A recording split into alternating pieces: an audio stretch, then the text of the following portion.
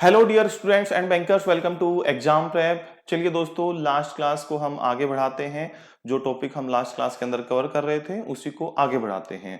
Last class के अंदर मैंने आपको पढ़ाना स्टार्ट किया था development of Indian financial system, जिसके अंदर बेसिकली हम कवर कर रहे थे history of banks in India.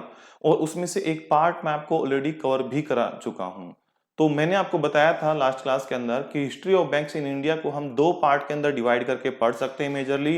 पहला जो पार्ट होगा वो फर्स्ट फेज कहलाएगा, जिसको हम प्री इंडिपेंडेंस फेज कहेंगे, जो 1770 से लेकर 1947 तक का रहेगा। और उसके बाद पोस्ट इंडिपेंडेंस फेज रहेगा, जिसको हम 1947 के बाद से और प्रेजेंट 2025 तक कवर करेंगे।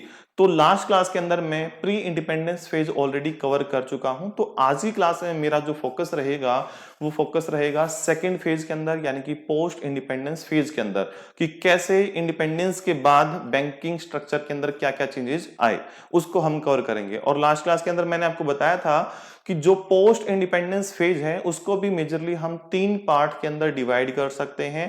पहला फेज होगा नेशनलाइजेशन ऑफ बैंक्स, उसके बाद पोस्ट नेशनलाइजेशन ऑफ बैंक, और उसके बाद थर्ड फेज होगा लिबरलाइजेशन फेज, यानी कि 1991 की जो न्यू इकोनॉमिक पॉलिसी थी उसके अंदर बैंकिंग स्ट्रक्चर के अंदर क्या क्या चेंजेस आए थे। तो चलिए क्लास को आगे बढ़ाते हैं। क्लास को आगे बढ़ाते हुए मैं आपको एक और जानकारी दे दूं कि अगर ये क्लास आप अभी हमारी वेबसाइट के ऊपर देख रहे हैं examprep.com के ऊपर, या YouTube के ऊपर देख रहे हैं, तो मैं आपको रिकमेंड करूंगा कि आप प्ले स्टोर से हमारी एग्जाम प्रेप ऐप को डाउनलोड कर लीजिए। इसको डाउनलोड करने के बाद आपको फायदा क्या होगा कि जो भी हम क्लासेस कंडक्ट कर रहे हैं उन सेम क्लासेस के अंदर आपने क्या लर्निंग ली है उसका क्विज अटेम्प्ट कर पाओगे। वहां पर सेम टॉपिक पर बेस्ड क्विज आपको मिल जाएंगे। जस्ट वीडियो के साथ लिंक होंगे वो क्विज, जैसे ही वीडियो को प्ले करोगे उसी के नीचे क्विज है, वहां से क्विज अटेम्प्ट कर सकते हो। साथ में इन क्लासेस के जो पीडीएफ नोट्स हैं वो भी आपको ऐप के थ्रू अवेल हो जाएंगे। और भी बहुत सारा फ्री कंटेंट है ऐप के ऊपर, जैसे डेली की आपको करंट अफेयर्स की पीडीएफ मिल जाएगी और उनके क्विजेज भी मिल जाएंगे। बहुत सारे फ्री क्विजेज भी अवेलेबल हैं उसके ऊपर। तो जल्दी से ऐप को डाउनलोड कीजिए। डाउनलोड करने के बाद और लॉगिन करने के बाद आपको जो होम पेज है वो कुछ इस प्रकार का दिखाई देगा। ये आइकन्स आपको दिखाई देंगे। और ऐप को डाउनलोड करते समय लोगों को जरूर ध्यान रखें, क्योंकि बहुत सारी सिमिलर एप्स अवेलेबल हैं प्ले स्टोर के ऊपर। तो आपको ध्यान देना है, लोगों की पहचान कर लेनी है एग्जाम प्रेप के, उसी ऐप को आपको डाउनलोड करना है। और उसी के साथ अगर आप किसी भी कोर्स के अंदर एनरोल होना चाहते हैं तो आप कोर्सेज के सेक्शन के अंदर जाकर वहां से अपनी पसंद का कोर्स आप चूज कर सकते हैं। आप डीबीएफ के लिए, जैब के लिए, या आरबीआई ग्रेड बी के लिए, या किसी भी बैंकिंग एग्जाम की जीए के लिए आप अगर एनरोल होना चाहते हैं तो वहां से एनरोल हो सकते हैं। चलिए उसके बाद आगे बढ़ते हैं। लास्ट क्लास के अंदर मैंने आपको ऑलरेडी बताया था कि हम हिस्ट्री को दो पार्ट में डिवाइड कर सकते हैं। जो हमने प्री इंडिपेंडेंस फेज है लास्ट क्लास के अंदर ऑलरेडी कवर कर लिया है। आज हम पोस्ट इंडिपेंडेंस फेज को कवर करने जा रहे हैं। ठीक है, तो इसको दो पार्ट में हम डिवाइड कर सकते हैं। और ये स्लाइड्स हमने ऑलरेडी फर्स्ट पार्ट के अंदर कवर कर ली है, तो मैं इनको स्किप करता हुआ चलता हूं और डायरेक्टली पोस्ट इंडिपेंडेंस से हम शुरुआत करते हैं। जस्ट आपको रिवाइज हो जाए चीजें, इसलिए मैं ये स्लाइड्स रन कर रहा हूं थोड़ी सी स्पीड के अंदर। तो यहां से हमारी शुरुआत होती है पोस्ट इंडिपेंडेंस फेज। देखिए दोस्तों, यहां पर आपको थोड़ी सी स्टोरी समझनी होगी कि पोस्ट इंडिपेंडेंस के बाद हुआ क्या था। जैसे ही हमें आजादी मिली तो इंडियन गवर्नमेंट के ऊपर बहुत ज्यादा रिस्पॉन्सिबिलिटीज आ गई। उन्हीं को अब सारा का सारा सिस्टम को देखना था और हर चीज के लिए प्रोडक्शन करना था, हर चीज के लिए प्लानिंग करनी थी। और हर चीज के लिए प्लानिंग के लिए और उसको एग्जीक्यूट करने के लिए आपको पता है पैसों की रिक्वायरमेंट होती है। और पैसे कहां से आएंगे? जो पैसों की सेविंग करते हैं। सेविंग कौन करती है? पब्लिक करती है। पब्लिक से पैसा सेविंग के फॉर्म में बैंक्स में डिपॉजिट होगा और फिर बैंक डिफरेंट बिजनेसेस को और गवर्नमेंट को लोन के फॉर्म में और इवन पब्लिक को भी लोन के फॉर्म में पैसा डिस्ट्रीब्यूट करते हैं, घुमाते हैं। और ये साइकिल घूमती रहती है पैसों की। लेकिन जब गवर्नमेंट को कुछ भी प्रोडक्शन करना था, नए प्लांट्स एस्टेब्लिश करने थे, तो गवर्नमेंट के पास इतने फंड्स नहीं थे। तो फंड्स के लिए किसके पास जाएंगे? बैंकिंग के पास। लेकिन बैंक उस टाइम पर सारे के सारे प्राइवेट थे, तो वो गवर्नमेंट की ज्यादा नहीं सुनते थे। जैसे कुछ एग्जांपल्स मैं आपको देता हूं कि अगर गवर्नमेंट ये कहे कि भाई आप रूरल एरिया के अंदर भी जाइए और छोटे बिजनेसेस को भी और फार्मिंग को भी, यानी कि फार्मर्स को भी आप क्रेडिट फैसिलिटी दीजिए, लोन वगैरह दीजिए, तो बैंक प्राइवेट सेक्टर थे तो वो इतनी नहीं सुनते थे। रूरल एरिया के अंदर उनकी इनकम नहीं होगी, बिजनेस नहीं चल पाएगा, तो वो उस एरिया के ऊपर फोकस ही नहीं करते थे। ठीक है, वो जहां पर ऑलरेडी कॉर्पोरेट्स हैं, बिजनेसेस हैं, वहां पर अपनी ब्रांचेज ओपन करते थे और वहीं पर अपने बिजनेस को रन करते थे। ऐसे ही गवर्नमेंट को और भी बहुत सारे चैलेंजेस फेस करने पड़े कि बैंकों को ठीक ढंग से रेगुलेशन भी नहीं था। तो गवर्नमेंट को ये बात समझ में आ गई कि भाई जब तक हम बैंकों को ठीक नहीं करेंगे तो पब्लिक का भी ट्रस्ट नहीं रहेगा बैंकों के अंदर, और पब्लिक का जब तक ट्रस्ट नहीं होगा वो बैंकों के अंदर पैसा ज्यादा डिपॉजिट नहीं करेगी। तो सबसे पहले हमें क्या करना पड़ेगा, बैंकिंग स्ट्रक्चर को ठीक करना पड़ेगा और लोगों का ट्रस्ट बिल्ड करना पड़ेगा बैंकिंग सेक्टर के अंदर। तो उसी चीज को ध्यान में रखते हुए, और आपको याद है लास्ट क्लास में मैंने बताया था कि आरबीआई को जब फॉर्म किया गया था तो वो भी एक क्या था, प्राइवेट सेक्टर बैंक था। तो आरबीआई से ही शुरुआत होती है गवर्नमेंट की। आपको लास्ट क्लास में मैंने बताया था कि आरबीआई को कब बनाया गया था, आरबीआई को आरबीआई एक्ट 1934 के अंदर बनाया गया था और 1 अप्रैल 1935 से आरबीआई ने अपने ऑपरेशन स्टार्ट कर दिए थे। तो जस्ट आफ्टर इंडिपेंडेंस हमने क्या किया, 1949 के अंदर 1949 के अंदर आरबीआई को नेशनलाइज कर दिया। आरबीआई को क्या कर दिया हमने, नेशनलाइज कर दिया। तो आरबीआई का नेशनलाइजेशन करने का मतलब क्या है, इसको सरकारी बैंक के अंदर कन्वर्ट कर दिया था। कैसे हुआ था, क्या हुआ था, मैंने बताया था कि एक सेपरेट टॉपिक हम कवर करेंगे, हिस्ट्री ऑफ आरबीआई, तो उसके अंदर कवर करेंगे। अभी जस्ट शॉर्टकट के अंदर बताऊंगा कि आरबीआई का नेशनलाइजेशन कर दिया और नेशनलाइजेशन करके आरबीआई को पावर्स दी कि ये पूरे के पूरे जो बैंकिंग सिस्टम है सभी बैंकों को गाइड करेगा, रेगुलेट करेगा और उनको इंस्पेक्शन करेगा। तो आरबीआई को हमने क्या कर दिया, पावर्स दे दी। और इसी के साथ बैंक, अदर जो कमर्शियल बैंक्स थे उनको भी इंप्रूव करना था। तो उन बैंकों को इंप्रूव करने के लिए 1949 के अंदर ही हमने क्या किया, एक बैंकिंग कंपनीज एक्ट 1949 एक्ट पास किया और इसी को थोड़े दिन के बाद हमने चेंज करके इसका नाम रख दिया बैंकिंग रेगुलेशन एक्ट 1949। तो 1949 के अंदर हमने एक और एक्ट बनाया जिसका नाम था बैंकिंग रेगुलेशन एक्ट, जिसको आप शॉर्ट में क्या कह सकते हो, BRA 1949। तो बैंकिंग रेगुलेशन एक्ट पास किया गया ताकि जितने भी बैंक हैं उनको रेगुलेट किया जा सके गवर्नमेंट के द्वारा। और गवर्नमेंट ने डिसाइड किया कि जो बाकी और बैंक हैं, आरबीआई को तो नेशनलाइजेशन कर दिया, बाकी और बैंक हैं वो भी तो प्राइवेट बैंक हैं, वो भी तो प्राइवेट बैंक हैं। तो गवर्नमेंट ने क्या डिसाइड किया कि भाई कुछ प्राइवेट बैंकों का भी हमें क्या करना पड़ेगा, नेशनलाइजेशन करना पड़ेगा। कुछ प्राइवेट बैंकों का भी हमने क्या करना पड़ेगा, नेशनलाइजेशन करना पड़ेगा। अब थोड़ा सा आप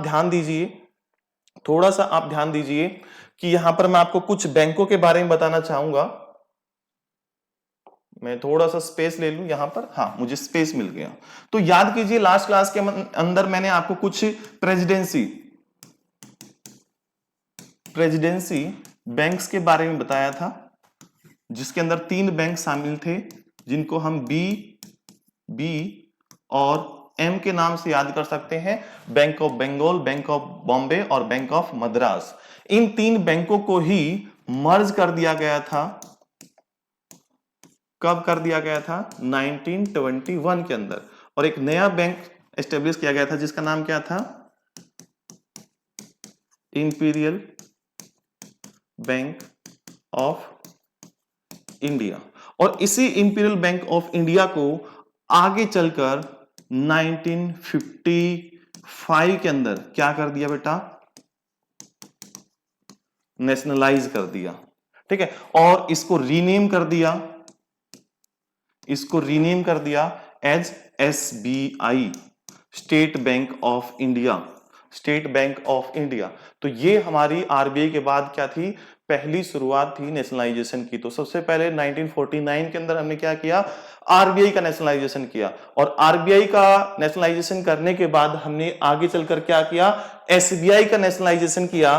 कब, 1955 के अंदर। और एसबीआई नाम भी हमने कब रखा था, 1955 के अंदर ही। किस बैंक का, इंपीरियल बैंक ऑफ इंडिया का। इसके बाद कुछ सब्सिडरी बैंक हुआ करते थे किसके, एसबीआई के। कुछ सब्सिडरी बैंक हुआ करते थे, एसबीआई की सब्सिडरी कंपनीज थी बैंक के फॉर्म में, तो उनका भी नेशनलाइजेशन किया हमने कब, 1959 के अंदर। 7 सब्सिडरीज थी एसबीआई की, इन 7 सब्सिडरीज को, ये प्राइवेट थी, इनको भी क्या कर दिया, सरकारी बना दिया। तो जिसके अंदर सबसे पहला बैंक शामिल था स्टेट बैंक ऑफ पटियाला, उसके बाद सेकंड बैंक था State bank of Hyderabad, third bank था State bank of Bikaner and Jaipur, fourth bank था State bank of Mysore, State bank of Travancore, और सिक्स्थ बैंक था स्टेट बैंक ऑफ सौराष्ट्र, और सेवंथ बैंक था स्टेट बैंक ऑफ इंदौर। हालांकि ये सातों के सातों अभी प्रेजेंट में एग्जिस्ट नहीं करते, क्योंकि आगे चलकर इनको क्या कर दिया था, एसबीआई के अंदर मर्ज कर दिया था। लेकिन मैं अभी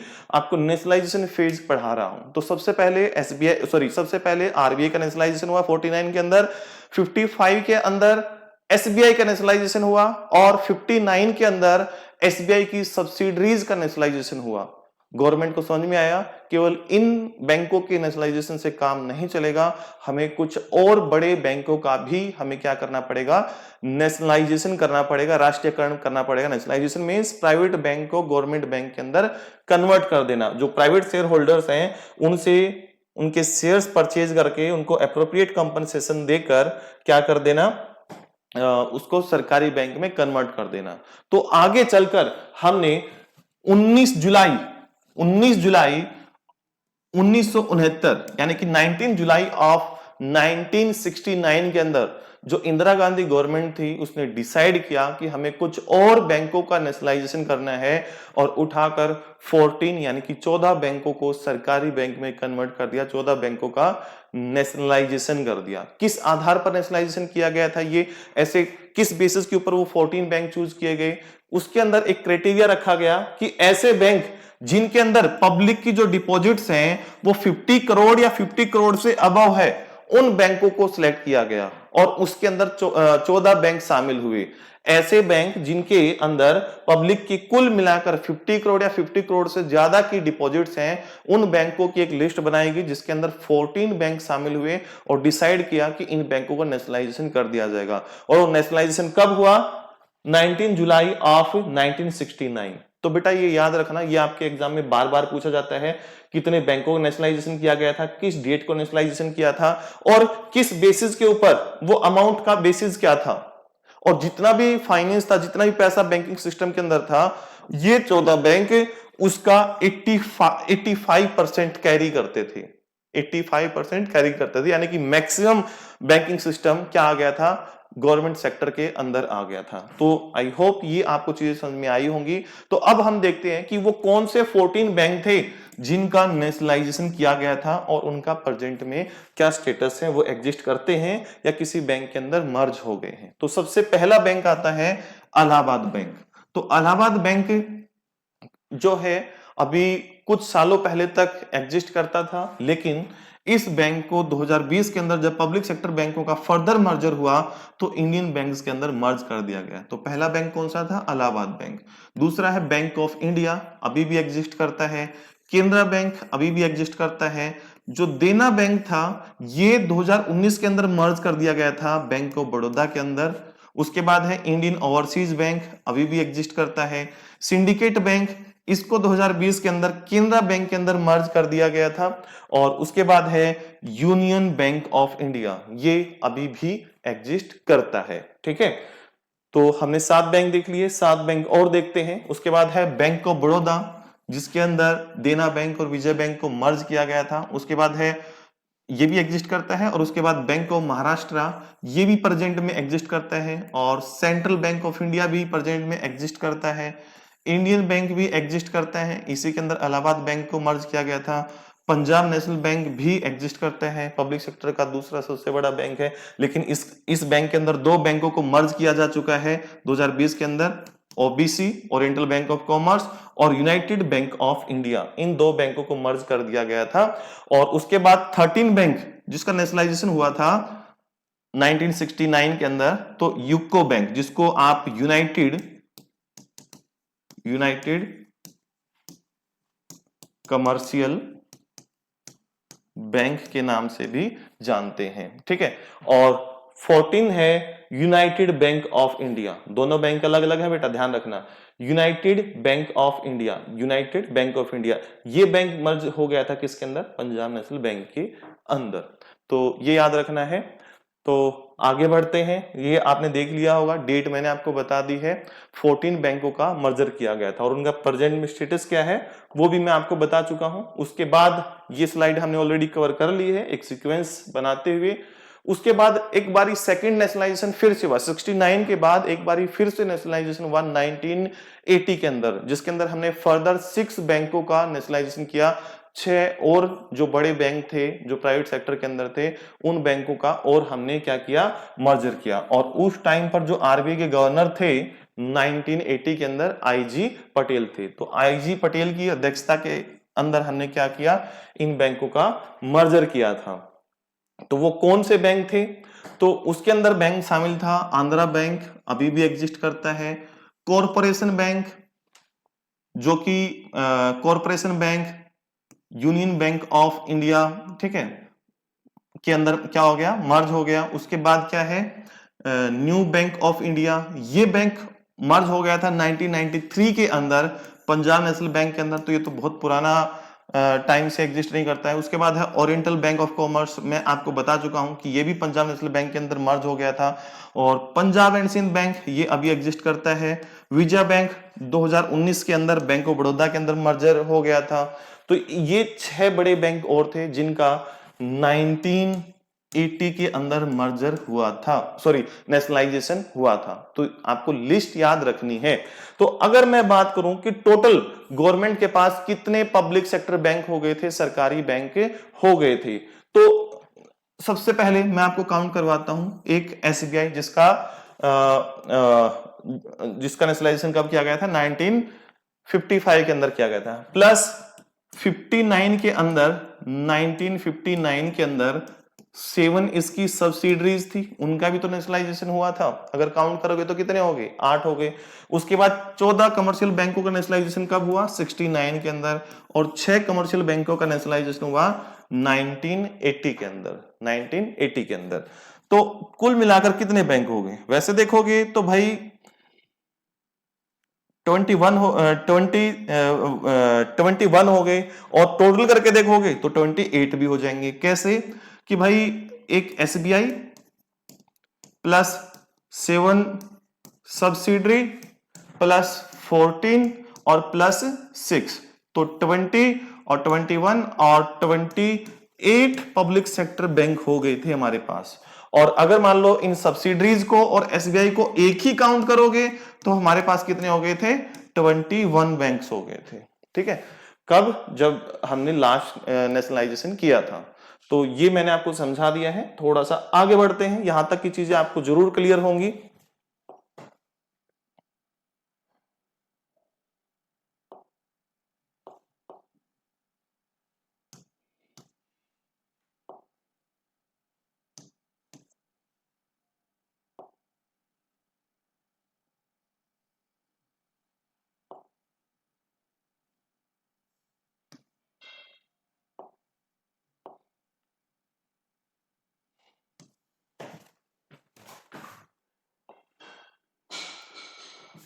अब पोस्ट नेशनलाइजेशन के बाद फायदा क्या हुआ? भाई इतने सारे बैंकों ने नेशनलाइजेशन कर दिया, तो इसका रिजल्ट क्या था? तो इसका रिजल्ट ये था कि जब सरकारी बैंक बन गए तो उनकी पहुंच हो गई रिमोट एरियाज तक, जहां पर पहले प्राइवेट सेक्टर जो है रूरल एरियाज के अंदर फोकस नहीं करते थे। तो गवर्नमेंट की रिस्पॉन्सिबिलिटी थी, गवर्नमेंट बैंक बन गई तो उन्होंने रिमोट एरियाज के अंदर, रूरल एरिया के अंदर भी अपनी ब्रांचेज ओपन करनी स्टार्ट कर दी, जिससे बैंकों का एक्सेस क्या हो गया? दूर दराज के एरियाज तक भी बढ़ गया। दूसरा, ऐसे एरियाज के अंदर भी बैंक जाकर काम करना स्टार्ट कर दिया जहां पर ऑलरेडी बैंक्स नहीं थे, और वहां के लोगों ने भी उन बैंकों के अंदर अकाउंट ओपन किए, डिपॉजिट करना स्टार्ट किया।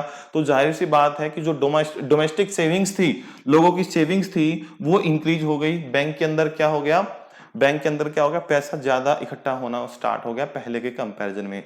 और थर्ड, अगर हम बेनिफिट देखते हैं या इंपैक्ट देखते हैं, तो प्राइवेट सेक्टर्स के बैंकों के अंदर पब्लिक का कम ट्रस्ट होता था, लेकिन अब गवर्नमेंट बैंक्स इतने सारे हो गए तो गवर्नमेंट बैंकों के अंदर पब्लिक का ट्रस्ट भी बढ़ गया। ठीक है, पब्लिक का ट्रस्ट बढ़ गया और पब्लिक का ट्रस्ट बढ़ने से क्या हुआ, पब्लिक की डिपॉजिट्स भी इंक्रीज हो गई, पब्लिक की डिपॉजिट्स इंक्रीज हो गई, पब्लिक की कॉन्फिडेंस इंक्रीज हो गया। तो दोनों को मैंने एक साथ कर दिया। उसके बाद जो गवर्नमेंट सेक्टर बैंक है, इन्होंने जो छोटे बिजनेसेस हैं जिनको हम एमएसएमई कहते हैं, उनको भी लोन प्रोवाइड करना स्टार्ट कर दिया, उन पर भी फोकस करना स्टार्ट कर दिया। तो जो स्मॉल स्केल इंडस्ट्रीज थी उनको बूस्ट मिला, एमएसएमई सेक्टर को बूस्ट मिला, और 28 बैंक देखिए गवर्नमेंट बैंक हो गए। तो ये सभी बैंक मिलकर क्या कर रहे होंगे, जॉब्स भी प्रोवाइड कर रहे होंगे, जॉब्स भी क्रिएट कर रहे होंगे। तो इससे इंप्लॉयमेंट भी इंक्रीज हुआ, इंप्लॉयमेंट भी ग्रोथ हुआ, और एग्रीकल्चर को भी इसकी हेल्प पहुंचे, क्योंकि एग्रीकल्चर तक भी फाइनेंस यानी कि लोन की सुविधा पहुंचनी स्टार्ट हो गई। तो ये हमें बेनिफिट हुआ, इंपैक्ट हमें देखने को मिला। उसके बाद 80 के बाद हम आगे बढ़ते हैं, कुछ 10 साल के बाद जब हम पहुंचते हैं 1990 के अंदर, 1990 के अंदर। 1990 के अंदर हमारी हालत बहुत ज्यादा खराब हो चुकी थी। क्यों खराब हो चुकी थी? क्योंकि हम इतना प्रोडक्शन नहीं कर पा रहे थे जितना हम इंपोर्ट कर रहे थे। हमारे इंपोर्ट्स ज्यादा थे, और हमारे इंपोर्ट्स ज्यादा होने की वजह से हमारा जो बैलेंस, ठीक है, हमारा जो बैलेंस ऑफ पेमेंट डिफिसिट है वो भी बहुत ज्यादा हो रखा था, यानी कि हमारे ऊपर देनदारियां ज्यादा थी।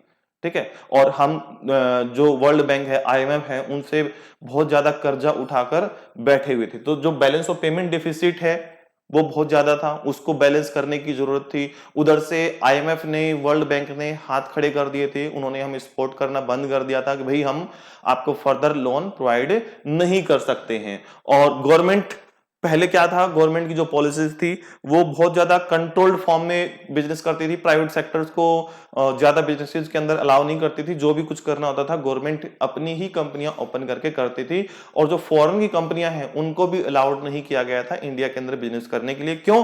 क्योंकि हम डरते थे कि पहले ही एक ईस्ट इंडिया कंपनी आई थी जिसने हमें गुलाम बना लिया था। ठीक है, और 100 सालों तक हम गुलाम रहे थे, अब मुश्किल से पीछा छुटा है, तो कोई और बाहर की कंपनी आए कभी हमें फिर से ना गुलाम बना ले, इसलिए हम बाहर की कंपनियों को भी ज्यादा इनवाइट नहीं करते थे। तो हम थोड़ा सा क्लोज्ड इकोनॉमी बनकर रह रहे थे, दूसरे देशों के से इंपोर्ट तो कर रहे थे लेकिन इतना एक्सपोर्ट नहीं कर पा रहे थे, और उनको यहां पर प्रोडक्शन करने के लिए भी इनवाइट नहीं कर रहे थे। दूसरा एक और इंपैक्ट था कि गल्फ वार चल रहे थे 1990 और 91 के अंदर गल्फ वार चल रहे थे, जिसके अंदर जो क्रूड ऑयल जो हम इंपोर्ट करते थे उसके दाम बहुत ज्यादा बढ़ गए थे, और जो गल्फ कंट्रीज के अंदर हमारे जो रेजिडेंट्स थे वो जॉब करने के लिए जाते थे, तो वो भी वॉर के चलते हुए कम जा पा रहे थे, और कम जा पा रहे थे तो वहां पर बिजनेस, वहां पर जॉब कम कर रहे थे, और जॉब कम कर रहे थे तो हमें जो रेमिटेंस है, फॉरेन रेमिटेंस है, वो भी बहुत ज्यादा नहीं मिल रहे थे, उसके अंदर भी फॉल आना स्टार्ट हो गया था, वो भी डिक्रीज हो गए थे। वो सब क्या हो गए थे? डिक्रीज हो गए थे। तो जो गवर्नमेंट के फॉरेक्स रिजर्व थे वो बहुत कम हो गए थे। गवर्नमेंट के पास केवल 14 डेज के लिए ही फॉरेक्स रिजर्व बचे हुए थे, कि 14 डेज तक का ही हम जितना इंपोर्ट कर रहे हैं उसकी पेमेंट कर पाएंगे, उसके बाद हमारे पास फॉरेक्स रिजर्व नहीं है। तो यहां पर हमें नीड महसूस हुई कि हमें अपनी पॉलिसीज के अंदर कुछ चेंज लाना पड़ेगा, और चेंज लेकर आए हम न्यू इकोनॉमिक पॉलिसी के थ्रू। हमने लागू कर दी 1991 के अंदर न्यू इकोनॉमिक पॉलिसी, जिसके अंदर हमने मेजरली फोकस किया लिबरलाइजेशन पर, प्राइवेटाइजेशन पर, और ग्लोबलाइजेशन के ऊपर भी। तो हमने जब लिबरलाइज किया, तो लिबरलाइज का मतलब क्या था कि हमने प्राइवेट सेक्टर्स को भी इनवाइट किया कि भाई आप भी आइए और बिजनेस कीजिए, आप भी आइए और बिजनेस कीजिए, हम आपको भी लाइसेंस प्रोवाइड करेंगे, आपको भी लाइसेंस प्रोवाइड करेंगे। तो मेन हमारा बैंकिंग सेक्टर के अंदर क्या इंपैक्ट आया? लिबरलाइजेशन का इंपैक्ट आया, कि प्राइवेट सेक्टरों को भी, प्राइवेट सेक्टर के बैंकों को भी एंट्री मिलनी स्टार्ट हो गई न्यू इकोनॉमिक पॉलिसी के चलते हुए। तो कौन से कितने बैंक ओपन किए गए, इस पॉलिसी का बेनिफिट कितने बैंकों को मिला? तो 10 प्राइवेट सेक्टर के बैंकों को लाइसेंस दिया गया था 1993 से 94 के बीच में। तो वो बैंक कौन कौन से थे और कब एस्टेब्लिश हुए थे, और उनके बारे में कुछ इंपॉर्टेंट जो फैक्ट हैं वो मैं आपको बिल्कुल धीरे धीरे बताता हुआ चलूंगा। आप नोट्स अच्छे से बना लेना, और मोस्ट इंपॉर्टेंट डाटा आएगा यहाँ पर, और कई सारे ऐसे क्वेश्चंस होंगे जो मैं बीच में बताऊंगा, ऑलरेडी एग्जाम में पूछे जा चुके हैं। तो हमने एचडीएफसी बैंक प्राइवेट सेक्टर का सबसे बड़ा बैंक है, सबसे बड़ा लेंडर है, इस बैंक को लाइसेंस दिया 1994 के अंदर। ठीक है, 1994 के अंदर। और ये किस और कैटेगरी के अंदर आता है, ये डी सिब कैटेगरी के अंदर भी आता है। D SIB stand for domestic systemically important bank, domestic systemic important bank. हर साल आरबीआई रैंकिंग निकालता है डीसी बैंक्स के, और जिसके अंदर मेजरली 3 बैंक ही शामिल होते हैं। एक होता है एसबीआई, दूसरा होता है एचडीएफसी और तीसरा होता है आईसीआईसीआई। ठीक है, उसमें से एचडीएफसी बैंक है। तो हर साल ये क्वेश्चन आता है कि डीसिब की फुल फॉर्म क्या होती है और डीसिब के अंदर आरबीआई ने किन बैंकों को कैटेगराइज किया है। तो हर साल 3 ही रहते हैं ये, ठीक है, क्योंकि यही सबसे बड़े बैंक हैं। तो कभी अलग क्लास के अंदर करेंगे कि डीसिब क्या होते हैं। अभी यहाँ पर मैंने शॉर्ट में जानकारी दी कि इतने बड़े बैंक जो हमारी इकोनॉमी के लिए बहुत ज्यादा इंपॉर्टेंट है, उनको हम क्या कहेंगे, डीसिब बैंक कहेंगे। और 94 के अंदर ही हमने आईसीआईसीआई बैंक को लाइसेंस दिया था। ठीक है, आईसीआईसीआई बैंक और एचडीएफसी बैंक एक ही साल के अंदर बने हुए बैंक हैं। दोनों ही बैंकों का हेडक्वार्टर कहां पर है, मुंबई के अंदर है। क्या आप मुझे बताएंगे आईसीआईसीआई की फुल फॉर्म क्या है? Industrial credit and investment corporation of India. Industrial credit and investment corporation of India, full form भी आप नोट कर लेना। सेकंड प्राइवेट सेक्टर का लार्जेस्ट बैंक है, और ये सेकंड यानी कि थर्ड कह सकते हो, क्योंकि एक एसबीआई भी है, क्योंकि वो पब्लिक सेक्टर का बैंक है। तो ये सेकंड प्राइवेट सेक्टर का क्या है, डीसिब बैंक है, डोमेस्टिक सिस्टमिक इंपॉर्टेंट बैंक। उसके बाद 93 के अंदर ही हमने लाइसेंस दिया था यूटीआई बैंक को, unit trust of India, unit trust of India. लेकिन इसका हमने आगे चलकर 2007 के अंदर नाम चेंज कर दिया था एक्सिस बैंक।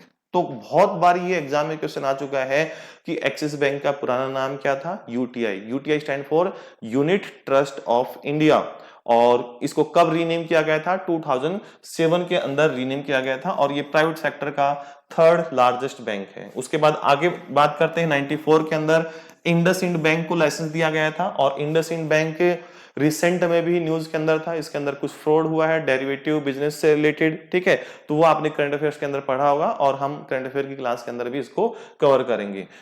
ठीक है, तो इंडसइंड बैंक, अब इंडसइंड बैंक ने भारत फाइनेंशियल इंक्लूजन लिमिटेड इन 2019। ठीक है, तो इस कंपनी को एक्वायर किया था इंडसइंड बैंक ने, तो ये इंपॉर्टेंट नहीं पड़ता है। ठीक है, इंडसइंड बैंक ने Bharat financial inclusion limited company को 2019 के अंदर एक्वायर किया है, तो ये इतना इंपॉर्टेंट नहीं बढ़ता है, आप स्किप कर सकते हैं ये एक्विजिशन। उसके बाद है IDBI bank, industrial development bank of India. ठीक है, आईडीबीआई। ठीक है, अब आईडीबीआई बैंक को भी लाइसेंस दिया गया था 1994 के अंदर, और अब प्रेजेंट में 2019 के अंदर गवर्नमेंट ऑफ इंडिया ने एलआईसी को इसके 51% शेयर सेल कर दिए थे, और गवर्नमेंट के पास 49 रह गए थे, और अभी गवर्नमेंट के पास 46 के पास लगभग 46% शेयर्स हैं, और उनको भी क्या कर देगी गवर्नमेंट, सेल करने जा रही है। अच्छा सा कोई बायर मिलते ही सेल कर देगी, अंडर प्रोसेस इन चीजें। और आरबीआई ऑलरेडी, ठीक है, पहले ये पब्लिक सेक्टर का बैंक हुआ करता था आईडीबीआई, लेकिन 2019 के अंदर ही आरबीआई ने क्या कर दिया, इसको प्राइवेट कैटेगरी का बैंक बना दिया। किसको, आईडीबीआई बैंक को। ठीक है, तो आईडीबीआई बैंक पहले गवर्नमेंट बैंक हुआ करता था, और इवन आईडीबीआई पहले कभी आरबीआई की सब्सिडरी भी हुआ करती थी। उसके बाद बात करते हैं डेवलपमेंट क्रेडिट बैंक, जिसको 1995 के अंदर लाइसेंस दिया गया था, और 2014 के अंदर इसका नाम बदल कर रख दिया गया था डीसीबी बैंक, डीसीबी बैंक। उसके बाद है global trust bank, global trust bank को भी लाइसेंस दिया गया था 1994 के अंदर, लेकिन बाद में 2004 के अंदर इसका मर्जर हो गया था ओरिएंटल बैंक ऑफ कॉमर्स के अंदर, ओरिएंटल बैंक ऑफ कॉमर्स के अंदर। उसके बाद है बैंक ऑफ पंजाब, ध्यान देना पंजाब नेशनल बैंक अलग है, इसका नाम क्या है, बैंक ऑफ पंजाब। इसको भी लाइसेंस दिया गया था 1994 के अंदर, और इस बैंक ने 2005 के अंदर सेंट्रम बैंक को एक्वायर कर लिया था। किसने, बैंक ऑफ पंजाब ने सेंट्रम बैंक सेंचुरियन बैंक को एक्वायर कर लिया था 2005 में। लेकिन आगे चलकर क्या हुआ, जो सेंचुरियन बैंक था, सेंचुरियन बैंक जो कि 1995 के अंदर एस्टेब्लिश हुआ था, इस बैंक को 2008 के अंदर एचडीएफसी बैंक एक्वायर कर लेता है, एचडीएफसी बैंक के एक्वायर कर लेता है। उसके बाद है टाइम्स बैंक, ठीक है, टाइम्स बैंक था जिसको लाइसेंस मिला था 1994 के अंदर ही, और इस बैंक का भी विलय मर्जर हो जाता है 2000 के अंदर एचडीएफसी बैंक के अंदर। यानी कि एचडीएफसी जो बैंक है वो प्राइवेट सेक्टर का सबसे बड़ा बैंक ऐसे ही नहीं बना, वो बहुत सारे बैंकों को डाइजेस्ट करके, हजम करके, मर्ज करके बना हुआ है। ठीक है, तो इन 10 बैंकों को लाइसेंस दिया गया था 94-95 के समय के दौरान, जब हमने न्यू इकोनॉमिक पॉलिसी को फॉलो किया था और लिबरलाइजेशन के थ्रू हमने 10 प्राइवेट सेक्टर के बैंकों को लाइसेंस दिया था। तो इन बैंकों के आपको नाम याद रखने हैं जो प्रेजेंट में एग्जिस्ट करते हैं, सभी बैंकों के नाम याद रखने की जरूरत नहीं है। उसके बाद आगे चलकर 2001 के अंदर 2 बैंकों को और लाइसेंस दिया गया था। एक बैंक था कोटक महिंद्रा बैंक, 2003 के अंदर लाइसेंस दिया गया था, और इस बैंक ने 2015 में इंगवेस्या बैंक हुआ करता था, इसको एक्वायर कर लिया था। अब ये इंगवेस्या बैंक एग्जिस्ट नहीं करता। उसके बाद यस बैंक को 2004 के अंदर लाइसेंस मिला था, और ये प्राइवेट सेक्टर का बड़ा बैंक है। ठीक है, प्राइवेट सेक्टर का बड़ा बैंक है। उसके बाद बात करते हैं कि 2001 के बाद प्राइवेट सेक्टर के अंदर 2014 के अंदर 2 बैंकों को और लाइसेंस दिया गया था। एक बैंक था आईडीएफसी बैंक, जिसको लाइसेंस दिया गया था 2014 के अंदर, लेकिन इसका मर्जर हो गया था कैपिटल फर्स्ट कंपनी के साथ 2018 के अंदर, और इसका नया नाम बन गया IDFC first bank. IDFC first bank इसका नाम बन गया, ये एग्जिस्ट करता है, प्राइवेट सेक्टर बैंक है। उसके बाद है बंधन बैंक, 2014 के अंदर ही लाइसेंस मिला। ठीक है, और इसका हेडक्वार्टर कहां पर है? कलकत्ता के अंदर है। ठीक है, तो ये थे प्राइवेट सेक्टर के बैंक। उसके बाद आगे चलते हैं, 2016 के अंदर आरबीआई एक नई पॉलिसी लेकर आई जिसको कहा गया on tap licensing. On tap licensing का मतलब क्या होता है कि जब भी ये आरबीआई की गाइडलाइंस है कि अगर कोई भी प्राइवेट सेक्टर का में बैंक ओपन करना चाहता है और इन एलिजिबिलिटी क्राइटेरिया को फुलफिल करता है, तो कभी भी आरबीआई के पास आए, अप्लाई करे और लाइसेंस ले सकता है। यानी कि ऑन टैप, जैसे आप टैप ओपन करते हो ना वाटर की, तो पानी आना स्टार्ट हो जाता है, तो ऐसे ही जैसे ही आप एलिजिबल हो जाओगे आरबीआई आपको लाइसेंस दे देगा। तो आप प्राइवेट बैंक के लिए कभी भी अप्लाई कर सकते थे लाइसेंस के लिए। ये कब लागू हुआ? 2016 के अंदर। किस पॉलिसी के अंदर? ऑन टैप लाइसेंसिंग के अंदर। तो आपसे क्वेश्चन पूछा जाए कि आरबीआई की ऑन टैप लाइसेंसिंग पॉलिसी कब आई थी, तो 2016 के अंदर आई थी। तो इसके अंदर क्या एलिजिबिलिटी क्राइटेरिया रखा गया था, उसके कुछ बेसिक फीचर्स मैं आपको बता देता हूं। तो सबसे पहले इसका नाम क्या है? ऑन टैप लाइसेंसिंग, जिसके अंदर क्या था कि आप किसी बड़े बैंक के लिए का लाइसेंस लेने के लिए अप्लाई कर सकते हैं कभी भी, जब भी आप एक मिनिमम एलिजिबिलिटी क्राइटेरिया पूरा कर लेंगे। तो इसके लिए सबसे पहले जो भी प्राइवेट सेक्टर के अंदर बैंक ओपन करना चाहता है, तो उसको कम से कम 10 ईयर का एक्सपीरियंस होना चाहिए। 10 ईयर का सीनियर लेवल का एक्सपीरियंस होना चाहिए बैंकिंग या किसी फाइनेंशियल सेक्टर के अंदर, बैंकिंग या किसी फाइनेंशियल इंस्टीट्यूशन के अंदर। ठीक है, 10 ईयर का एक्सपीरियंस होना चाहिए। उसके बाद non operative financial holding companies भी लाइसेंस के लिए अप्लाई कर सकती थी। अब non operative financial holding company क्या होती है? अब ऐसे समझिए कि एक एबीसी बैंक है, लेकिन इसके कुछ परसेंट शेयर, मान लो मैंने कहा कि 40% शेयर्स एक XYZ कंपनी, बैंक नहीं कंपनी होल्ड करती है।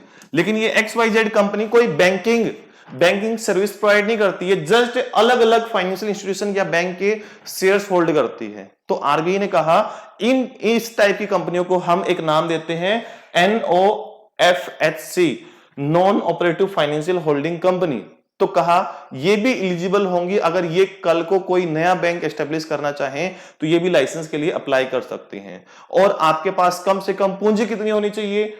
2016 के अंदर कहा गया था कि मिनिमम 500 करोड़ होनी चाहिए, लेकिन इसको बाद में आगे चलकर क्या कर दिया गया था? 1000 करोड़। तो अगर आपको अब कोई बैंक ओपन करना है तो मिनिमम कैपिटल की रिक्वायरमेंट होती है 1000 करोड़ की। तो ये भी पॉइंट याद रखना, पहले कितनी थी? 500 करोड़ हुआ करती थी। उसके बाद प्रमोटर्स, अगर आप बैंक ओपन कर रहे हो तो उस बैंक के अंदर जो प्रमोटर है, जो ओपन करने वाला है, कल को मैं अगर कोई बैंक ओपन करता हूं तो उस बैंक के अंदर कम से कम 40% शेयर होल्डिंग मेरी होनी चाहिए। क्यों? मेरे को क्यों कैप किया गया है, मेरे को लॉक क्यों किया गया है? इसलिए किया गया है कि मेरी जो इंटेंशन है बैंक ओपन करने के पीछे वो राइट हो, ऐसा ना हो कि कल को मैं कुछ गड़बड़ करके और निकल जाऊं। तो इसलिए कहा गया कि जो भी प्रमोटर होगा उसके कम से कम पहले 5 साल तक उसको क्या करना होगा, अपनी मिनिमम 40% शेयर होल्डिंग रखनी होगी, चाहे वो 40 से अबव 100 तक रख ले, लेकिन कम से कम 40 होनी चाहिए।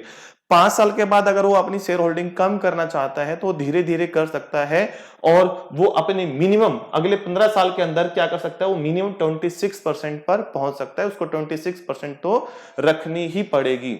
उसके बाद अगर हम बात करते हैं कि अगर कोई बैंक है जो अपने ऑपरेशन स्टार्ट करता है तो उसको अगले 6 साल के अंदर स्टॉक एक्सचेंज के ऊपर भी क्या होना होगा, लिस्ट होना होगा। और किसी भी प्राइवेट सेक्टर बैंक के अंदर जो मैक्सिमम एफडीआई लिमिट है वो 74% रहेगी। क्यों 74% रहेगी? क्योंकि यहां पर लॉक कर दिया ना कि जो प्रमोटर होगा 26% तो उसको ही रखने पड़ेंगे भाई, 26% उसको रखने पड़ेंगे। 100 थे मान लो, तो 100 माइनस 26 तो बचा क्या, 74। तो 74% क्या कर सकता है, वो डाइल्यूट कर सकता है किसको, किसी फॉरेन इन्वेस्टर को, मींस उसकी एफडीआई हो सकती है। तो ये पॉलिसी है, आपको याद रखनी है। इन पॉइंट्स को आप स्किप कर सकते हो कि capped at 10% for the individual and non financial entities. अगर कोई नॉन फाइनेंशियल एंटिटीज है और इंडिविजुअल है तो उसको कम से कम 10% रखनी पड़ेगी, और कोई फाइनेंशियल एंटिटी है या गवर्नमेंट है तो उसको कम से कम 15% शेयर होल्डिंग रखनी पड़ेगी। तो उनके लिए कम थी, तो ये पॉइंट ज्यादा इंपॉर्टेंट नहीं है, इसको स्किप कर सकते हो। उसके बाद आगे चलकर क्या होता है, जो बड़े बैंक थे, जो बैंक चल रहे थे, उन बैंकों का भी मर्जर होता है। ठीक है, 2020 के अंदर, 2019 से शुरुआत होती है और 2020 के अंदर मर्जर होता है। तो पब्लिक सेक्टर बैंकों का जो सबसे बड़ा मर्जर है वो 2020 के अंदर देखने को मिलता है आपको। ठीक है, 2020 के अंदर देखने को मिलता है। तो इस मर्जर को आपको डिटेल में याद रखना है, ये एग्जाम के लिए मोस्ट इंपॉर्टेंट है। तो जो अब यहां पर 2-3 टर्म्स मैं आपको बताऊंगा कि एग्जाम्पल देता हूं मैं आपको। केनरा बैंक, और केनरा बैंक के अंदर मर्ज हुआ सिंडिकेट बैंक। तो जिस बैंक के अंदर कोई बैंक मर्ज होता है उस बैंक को कहते हैं एंकर बैंक। तो यहां पर केनरा बैंक एंकर बैंक कहलाएगा, और जो बैंक मर्ज हुआ है उसको हम क्या कह देंगे, सिंडिकेट बैंक को मर्ज्ड बैंक कह देंगे। तो यहां पर मैंने आगे लिखा है एंकर बैंक, हेडिंग बनाई है एंकर बैंक की, और जो बैंक इसके अंदर मर्ज हो रहा है वो मर्ज्ड बैंक कहलाएगा या अमलगमेटिंग बैंक कहलाएगा। अमलगमेटिंग का मतलब क्या होता है, मर्ज होना होता है। बिजनेस साइज आप छोड़ दीजिए, बस नोट हो रखा है तो मैं इसको रिमूव करना भूल गया, तो ये आपके एग्जाम में नहीं आएगा। ठीक है, और ये सीबीएस भी आप स्किप कर सकते हैं क्योंकि डिजिटल बैंकिंग की यूनिट जब हम पढ़ेंगे तो वहां पर मैं आपको कवर करवाऊंगा। बस बैंकों का मर्जर आपको याद रखना है। तो पंजाब नेशनल बैंक के अंदर ये चीजें मैं आपको ऑलरेडी थोड़ी देर पहले भी पढ़ा चुका हूं कि पंजाब नेशनल बैंक के अंदर कौन से 2 बैंकों का मर्जर हुआ था, ओरिएंटल बैंक ऑफ कॉमर्स और यूनाइटेड बैंक ऑफ इंडिया का मर्जर हुआ था। सिंडिकेट बैंक के अंदर किस बैंक का मर्जर हुआ था, सॉरी, केनरा बैंक के अंदर किस बैंक का मर्जर हुआ था, सिंडिकेट बैंक का मर्जर हुआ था। यूनियन बैंक ऑफ इंडिया के अंदर कौन से बैंक का मर्जर हुआ, आंध्रा बैंक का और कॉर्पोरेशन बैंक का। इंडियन बैंक के अंदर किस बैंक का मर्जर हुआ, इलाहाबाद बैंक का मर्जर हुआ। और स्टेट बैंक ऑफ इंडिया के अंदर, ठीक है, स्टेट बैंक ऑफ इंडिया का पहले ही मर्जर हो चुका था। कब मर्जर हो चुका था, 2017 के अंदर। तो याद रखना, यहां पर मैं अलग से बता रहा हूं कि 2017 के अंदर एक 2015 के अंदर एक बैंक बनाया गया था, 2015 के अंदर एक बैंक बनाया गया था जिसका नाम था भारतीय महिला बैंक। भारतीय महिला बैंक, उस बैंक का मर्जर 2017 के अंदर किसके अंदर किया गया था, स्टेट बैंक ऑफ इंडिया के अंदर। और अभी जो हमने पढ़ी थी 7 सब्सिडीज किसकी, एसबीआई की, जिनका नेशनलाइजेशन किया गया था और उनको वो धीरे धीरे मर्ज होते हुए 5 बची हुई थी, तो उनको भी एसबीआई के अंदर मर्ज कर दिया गया था। तो एसबीआई का मर्जर पहले ही हो चुका था 2020 से पहले। उसके बाद बात करते हैं बैंक ऑफ बड़ौदा।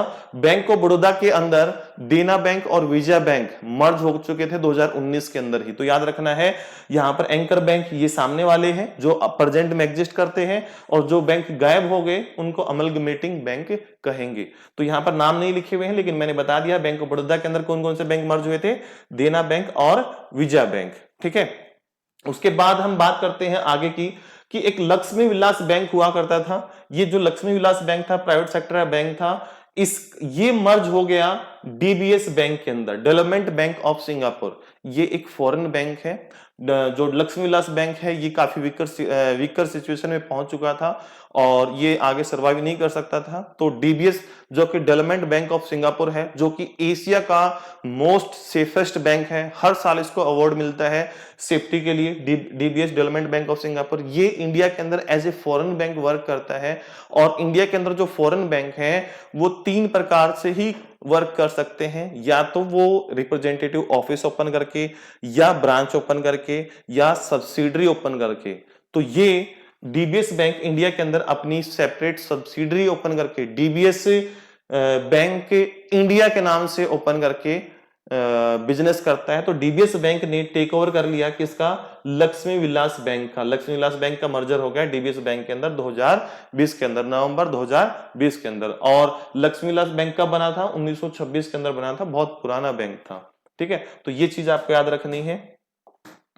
उसके बाद हम करंट में बात करते हैं प्राइवेट सेक्टर के बैंकों की। हमने अभी पब्लिक सेक्टर के बैंक देखे और अब हम बात करते हैं प्राइवेट सेक्टर के कितने बैंक बचे हैं। तो प्राइवेट सेक्टर के अंदर 10 नए बैंक हैं और 11 पुराने बैंक बचे हुए हैं। 10 नए बैंक हैं और 11 पुराने बैंक हैं। तो टोटल प्राइवेट सेक्टर के अंदर कितने बैंक हैं? टोटल 21 बैंक हैं प्राइवेट सेक्टर के अंदर। और पब्लिक सेक्टर के अंदर, पब्लिक सेक्टर के अंदर जो बैंक है वो है 11 प्लस 1। 11 प्लस 1 कितना हो गया? 12। ये 1 का मतलब क्या है? 1 का मतलब है एसबीआई और बाकी क्या हो गया आपके? Nationalised bank. ठीक है, और उसके बाद अगर इसी लिस्ट के अंदर हम एक और बैंक ओपन कर जोड़ सकते हैं, इंडिया पोस्ट पेमेंट बैंक। हालांकि ये प्राइवेट सेक्टर का बैंक है लेकिन इसके अंदर 100% जो ओनरशिप है वो किसकी है? गवर्नमेंट ऑफ इंडिया की है। लेकिन ये इंडिया पोस्टल डिपार्टमेंट का क्या है? सब्सिडरी है। तो कोई भी सब्सिडी होती है किसी भी गवर्नमेंट डिपार्टमेंट की तो वो प्राइवेट काउंट की जाती है। जैसे for example SBI bank government bank है लेकिन एसबीआई की बहुत सारी सब्सिडरी हैं। एसबीआई हाउसिंग फाइनेंस है, एसबीआई जनरल इंश्योरेंस है, एसबीआई लाइफ इंश्योरेंस है, एसबीआई म्यूचुअल फंड्स हैं। ये सब क्या काउंट होती हैं? प्राइवेट काउंट होती है। तो ऐसे ही इंडिया पोस्ट जो कंपनी है गवर्नमेंट की वो तो सरकारी होगी। और इंडिया पोस्ट ने कौन सा बैंक ओपन किया? India Post payment bank. तो वो क्या है? प्राइवेट बैंक है। तो इसको हम ना ही इंक्लूड करें इस लिस्ट के अंदर तो बेटर होगा। तो हम क्या कहेंगे? पब्लिक सेक्टर बैंक टोटल कितने प्रेजेंट में? 12 बैंक हैं। ठीक है, समझाने के पर्पज से मैं बताया था। और प्राइवेट सेक्टर के कितने हैं? 12 का उल्टा कर दो तो क्या आ जाएगा? 21 आ जाएगा। 21 का उल्टा कर दोगे तो क्या आ जाएगा? 12 आ जाएगा। तो याद रखना आसान है, याद रखना आसान है। तो कौन कौन से बैंक प्रेजेंट में एग्जिस्ट करते हैं प्राइवेट सेक्टर के अंदर? अब आपको क्या करना है? इन बैंकों का आपको हेडक्वार्टर याद रखना है। एस्टेब्लिशमेंट ईयर भले ही याद ना हो, एस्टेब्लिशमेंट ईयर को स्किप कर सकते हो। तो एक्सिस बैंक, एक्सिस बैंक की टैगलाइन भी है बढ़ती का नाम जिंदगी, और इसका हेडक्वार्टर कहां पर है? मुंबई में है। ठीक है, बंधन बैंक, ठीक है, इसका हेडक्वार्टर कोलकाता के अंदर है। HDFC bank Mumbai, ICICI bank Mumbai, IndusInd bank Pune, IDFC first bank Mumbai, Kotak Mahindra bank Mumbai और RBL bank. RBL stand for Ratnakar bank limited, Ratnakar bank limited, इसका हेडक्वार्टर है मुंबई। यस बैंक का हेडक्वार्टर मुंबई। आईडीबीआई ये पहले पब्लिक सेक्टर बैंक था तो अब क्या कर दिया गया है? इसको प्राइवेट सेक्टर कर दिया गया है। ठीक है, प्राइवेट सेक्टर बैंक कर दिया गया है। तो अब 2019 से क्लासिफाई कर दिया है इसको। तो अब क्या है? ये प्राइवेट सेक्टर का बैंक है। तो आईडीबीआई बैंक लिमिटेड हेडक्वार्टर कहां पर है? मुंबई के अंदर है। अब 11 पुराने बैंक जो पुराने समय से चलते हुए आ रहे हैं, जिसके अंदर पहला है सीएसबी बैंक, उसके बाद है city union bank limited, DCB bank limited. ठीक है, तो सीएसबी बैंक का हेडक्वार्टर है त्रिशूर के अंदर, सिटी यूनियन बैंक का हेडक्वार्टर है कुंभकोणम के अंदर, तमिलनाडु के अंदर। डीसीबी बैंक का हेडक्वार्टर मुंबई के अंदर, धनलक्ष्मी बैंक का हेडक्वार्टर त्रिशूर के अंदर, और फेडरल बैंक का हेडक्वार्टर कहां पर है? अलुवा केरला के अंदर। और जम्मू कश्मीर बैंक लिमिटेड का हेडक्वार्टर श्रीनगर के अंदर, कर्नाटका बैंक का हेडक्वार्टर मंगलुरु के अंदर है, और करूर वैश्य बैंक हेडक्वार्टर करूर के अंदर ही है। और नैनीताल बैंक का हेडक्वार्टर कहां पर है? उत्तराखंड नैनीताल के अंदर है। और साउथ इंडियन बैंक त्रिशूर के अंदर है। और Tamil Nadu mercantile bank limited Thoothukudi Tamil Nadu के अंदर है। तुतीकोड़ी तमिलनाडु के अंदर हैं। तो ये थे हमारे प्राइवेट सेक्टर के 11 बड़े बैंक। तो टोटल कितने हो गए? 21 हो गए। उसके बाद हम बात करते हैं डिफरेंशियल बैंक की। डिफरेंशियल बैंक क्या होते हैं? जो डिफरेंट पर्पज के लिए हमने एस्टेब्लिश किए हैं, जो जिनके ऑब्जेक्टिव भी डिफरेंट है और डिफरेंट सेगमेंट के लिए हमने क्या किए हैं? एस्टेब्लिश किए हैं, जिनकी सर्विसेज भी डिफरेंट होती हैं। तो बेसिकली हमने लो इनकम ग्रुप, एमएसएमई और एग्रीकल्चर, इन सेगमेंट को सर्विसेज प्रोवाइड करने के लिए ओपन किए होते हैं। तो उनको हम क्या कहते हैं? डिफरेंशियल बैंक कहते हैं। डिफरेंशियल बैंक कहते हैं जिनका पर्टिकुलर कस्टमर सेगमेंट और ज्योग्राफिकल एरियाज क्या होता है? डिफरेंट होता है। इसके अंदर हमने पहले से ही कई टाइप के बैंक ओपन किए हुए हैं, जिसमें RRB, regional rural bank, local area bank, urban cooperative bank, इन सभी बैंकों को हम डिफरेंशियल बैंक की कैटेगरी के अंदर रखते हैं। तो इन बैंकों के बारे में थोड़ा सा शॉर्ट में डिस्कस करेंगे, क्योंकि ये सभी bank one by one next chapter के अंदर डिटेल में कवर किए जाएंगे, क्योंकि अगला चैप्टर जो structure of banking in India है, या मैं कहूं types of bank in India है, उसके अंदर एक एक चैप्टर बनकर आएंगे। तो यहां पर जस्ट इनका नाम देखेंगे और इनको कब एस्टेब्लिश किया गया था, ठीक है, इनके डिटेल में नहीं जाएंगे, क्योंकि अलग से इनको हमें कवर करना है। तो सबसे पहले हम बात करते हैं रीजनल रूरल बैंक की। तो रीजनल रूरल बैंक प्रेजेंट में न्यूज के अंदर है, क्योंकि रीजनल रूरल बैंक से रिलेटेड एक पॉलिसी आई है अभी कि 1 RRB 1 state policy, 1 RRB 1 state policy. तो आरआरबीज को जो लाइसेंस दिया गया था वो 1975 के अंदर दिया गया था, और 2 अक्टूबर 1975 को पहला बैंक बनाया गया था, जिसका नाम था प्रथमा बैंक। इसका हेडक्वार्टर कहां क्या था? प्रथमा बैंक था। और टोटल 196 बैंकों को लाइसेंस दिया गया था, लेकिन प्रेजेंट में ये मर्ज होते होते और लास्ट में 1 स्टेट 1 आरआरबी की पॉलिसी के थ्रू अब प्रेजेंट में जो इनकी संख्या बची है वो 28 बची है। तो 1 मई 2025 से लागू हो गई है 1 स्टेट 1 आरआरबी की पॉलिसी, जिसके अंदर जो हमारे 43 बैंक बचे हुए थे उनको मर्ज करके 28 बैंक के अंदर मर्ज कर दिया गया है। जब आरआरबी को एस्टेब्लिश किया गया था तो किस कमेटी की रिकमेंडेशन पर ओपन किया गया था? तो नरसिम्हम कमेटी की रिकमेंडेशन पर ओपन किया गया था। तो डिटेल में हम जब इसको सेपरेटली करेंगे तो तब चलेंगे। अब मैं इसको बस यहीं पर नेक्स्ट टाइप की तरफ मूव करता हूं। उसके बाद है लोकल एरिया बैंक। तो लोकल एरिया बैंक को 1996 के अंदर लाइसेंस दिया गया था, और ये बैंक किसी भी एक स्टेट के अंदर काम कर सकते थे, और उस स्टेट की मैक्सिमम 3 डिस्ट्रिक्ट के अंदर काम कर सकते थे, और 10 बैंकों को लाइसेंस दिया गया था। लेकिन प्रेजेंट में ये मर्ज होते होते बंद होते होते केवल 2 ही बैंक बचे हुए हैं, कोस्टल लोकल एरिया बैंक और कृष्णा भीमा समृद्धि लोकल एरिया बैंक, और सुभद्रा लोकल एरिया बैंक का 2020 के अंदर ही लाइसेंस कैंसिल किया गया है। तो इसको भी अलग से चैप्टर वाइज कवर करेंगे। चैप्टर आएगा लोकल एरिया बैंक्स का, तो वहां पर इसको डिटेल में कवर करूंगा, तो यहां पर इसको स्किप करता हुआ चलता हूं। उसके बाद है अर्बन कोऑपरेटिव बैंक, ठीक है, brought under the provision of the banking regulation act 1949, effect from the 1 मार्च 1966। तो इन बैंकों को बैंकिंग रेगुलेशन एक्ट 1949 जो कि पहले से बना हुआ था, इसके अंडर नहीं आते थे। कब लाया गया था? 1966 के अंदर लाया गया था। और अभी बहुत सारे जो बैंक हैं, अर्बन कोऑपरेटिव बैंक हैं, उनको जोर दिया जा रहा है, या तो उनके लाइसेंस कैंसिल कर दिया जाए अगर वो अच्छे से परफॉर्म नहीं कर रहे हैं, या उनको स्मॉल फाइनेंस बैंक में कन्वर्ट कर दिया जाए। तो इसको भी हम सेपरेट चैप्टर के अंदर, कोऑपरेटिव बैंक के चैप्टर के अंदर कवर करेंगे।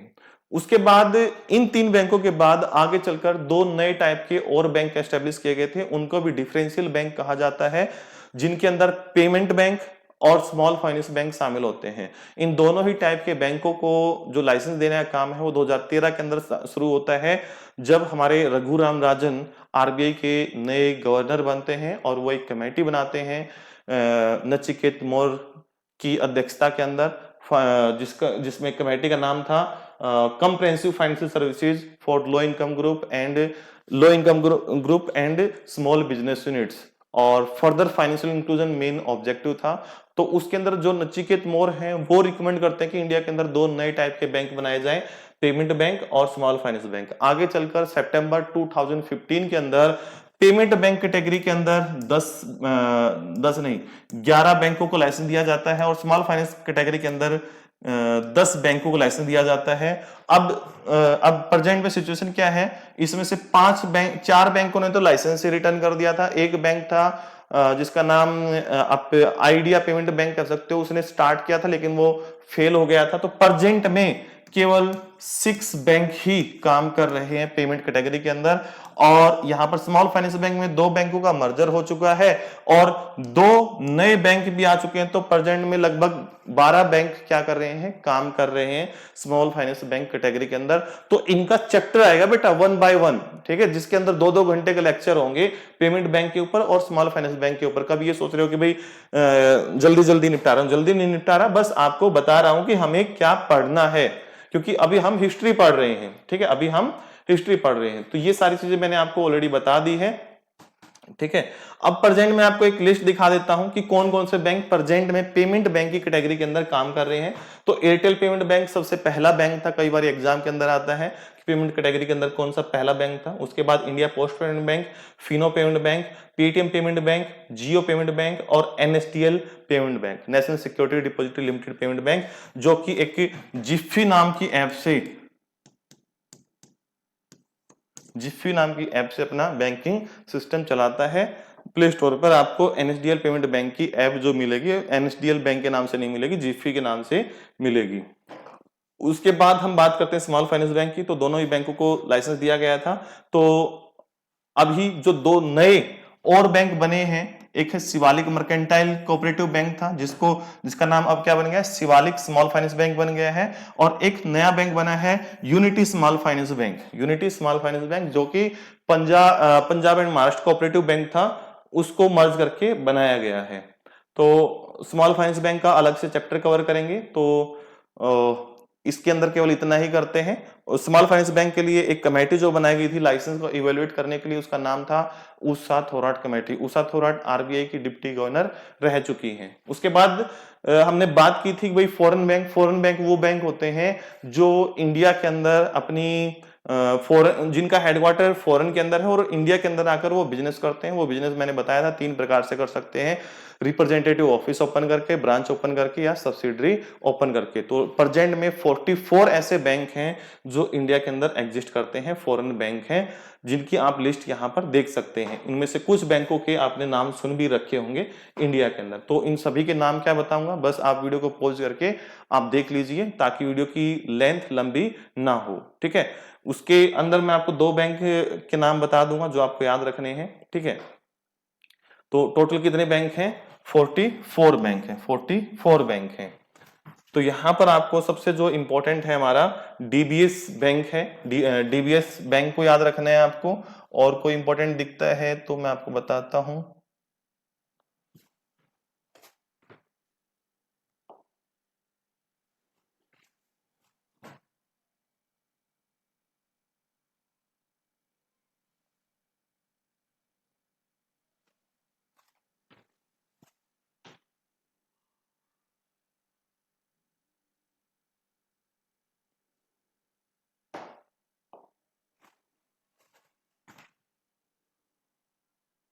चलो, अब मेरी नजर में नहीं पड़ रहा है, लेकिन मैं डायरेक्टली आपको बता देता हूं।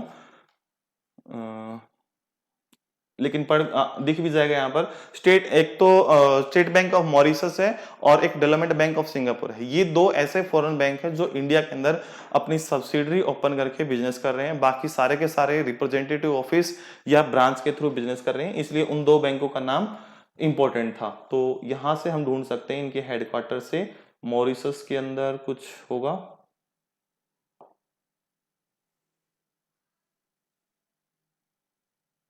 चलो, नहीं मिला तो कोई नहीं, मतलब है इसी के अंदर, अब टाइम लगेगा इसको सर्च करने में 1 बाय 1, ठीक है, क्योंकि बहुत छोटा छोटा लिखा हुआ है तो मे बी ना दिख रहा हो, ठीक है। तो फॉरेन बैंक के अंदर 2 बैंक, एक हमारा DBS bank, development bank of Singapore, जिसने लक्ष्मी विलास बैंक का टेक ओवर किया था 2020 के अंदर, और एक हमारा क्या है, स्टेट बैंक ऑफ मॉरिशस है, ठीक है।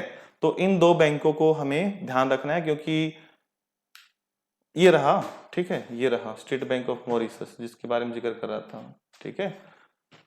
तो ये दो बैंक ऐसे हैं जो अपनी सब्सिडरी ओपन करके बिजनेस करते हैं। तो ये थी पूरी बैंकिंग हिस्ट्री जिसको हमने अच्छे से कवर कर लिया है और आई होप आपको चीजें समझ में आई होंगी। मैंने एक सीक्वेंस में, एक ऑर्डर के अंदर आपको सारी चीजें कवर करवाई हैं और आपको बस 2-3 बार इस वीडियो लेक्चर को देख लेना है और इस वीडियो लेक्चर का जल्द ही आपको क्विज मिल जाएगा या ऑलरेडी अपलोड हो चुका होगा ऐप के ऊपर, तो वहां से आप जाकर देखकर क्विज जरूर अटेम्प्ट करें, उससे आपकी लर्निंग बढ़ेगी। और अगर अभी तक आपने ऐप को इंस्टॉल नहीं किया है तो ऐप इंस्टॉल कर लें और किसी कोर्स के अंदर आपको एनरोल करना है तो आप एनरोल भी कर सकते हैं। ठीक है, तो चलिए मिलते हैं नेक्स्ट सेशन के अंदर जिसके अंदर हम पढ़ेंगे structure of banks in India. Next अगर आप प्रिपेयर कर रहे हैं आप डीबीएफ के लिए या जैब के लिए तो आपका चैप्टर नंबर 21 आपका स्टार्ट हो जाएगा मॉड्यूल सी के अंदर, जिसके अंदर हम structure of banks in India पढ़ेंगे। चलिए मिलते हैं नेक्स्ट सेशन के अंदर। Have a nice day.